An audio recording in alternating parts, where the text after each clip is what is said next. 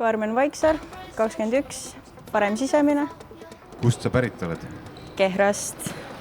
Mängupäeval ma alati kuulan väga palju muusikat, võtan ühe külma Red Bulli ja kapsikammi ette. Mis sind käsipalli juurde pidevalt tagasi toob?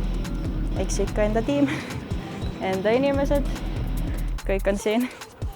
Mis on üks tegevus, mida Mistra tiimina enne mängu teeb? Kuulame muusikat, siis Toomas räägib meile kõik asjad ette ja siis arutame, mida mängus tegema peame.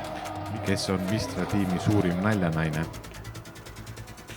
Ma ei tea, Maarja oma emme naljadega vist on. Üks asi, mida ootad Baltimere turniirist? Seda teistsugust mängustiili, kiiremat mängu, agressiivset mängu ja uusi vastaseid. Mis riigi vastastega ootad enim mängimist? Soome, sest neil on väga teistsugune stiil. Nad on kiired, nad on füüsiliselt väga tugevad ja nad mängivad väga tarka mängu. Miks peaks publik tulema vaatama Mistra mängu? Sest see ei ole nii igav kui Eesti liiga. Siin saab ikka actionit, siin on teistsugune stiil, uued vastased ja kõik on uus. Aitäh!